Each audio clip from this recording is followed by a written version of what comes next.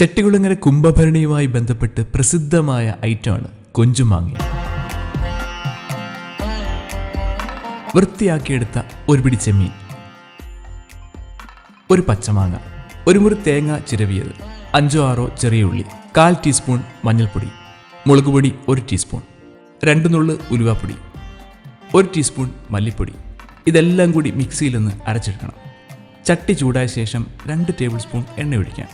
അതിലേക്ക് 4-5 ചെറിയ ഉള്ളി അരിഞ്ഞതിടാം. 1 ഇഞ്ച് നീളത്തിൽ ഇഞ്ചി അരിഞ്ഞത് ചേർക്കാം. 1-2 പച്ചമുളക്, അല്പം കറിവേപ്പില, എല്ലാം കൂടി നന്നായി ഒന്ന് മൂപ്പിച്ചെടുക്കുക.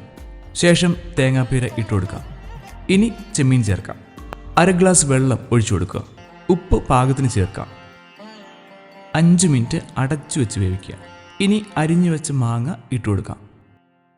ഒരു 5 മിനിറ്റ് കൂടി അടച്ചു വെച്ച് വേവിക്കുക. കൊഞ്ചുമാങ്ങയും റെഡിയായി.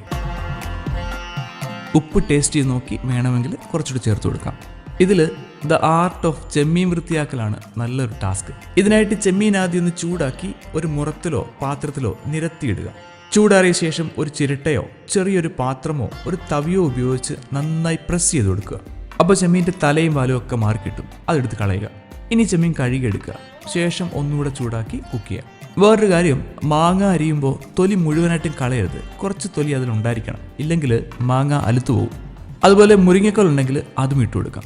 ചെമ്മീൻ കടകളിൽ പാക്കറ്റുകൾ മേടിക്കാൻ കിട്ടും. കുംഭഭരണി നാളിൽ ചെട്ടികുളങ്ങര ദേശത്ത് നല്ല ചെമ്മീൻ കിട്ടും. അപ്പോൾ ആരെക്കൊണ്ടെങ്കിലും വാങ്ങിപ്പിച്ച് വെക്കുവാണെങ്കിൽ നിങ്ങൾക്ക് നല്ലതായിരിക്കും. ചെമ്മീൻ അല്ലെങ്കിൽ ഉണക്കക്കൊഞ്ച് ഇതല്ലാതെ വേറെ ഏതെങ്കിലും പേര് നിങ്ങളുടെ നാട്ടിൽ പറയാറുണ്ടോ? എങ്കിൽ കമൻറ്റ് ചെയ്യുക. അപ്പോൾ നെക്സ്റ്റ് ടൈം നിങ്ങളും ഒന്ന് ട്രൈ ചെയ്ത് നോക്കുക. എങ്ങനെ ഉണ്ടായിരുന്നത് കമൻറ്റും ചെയ്യുക.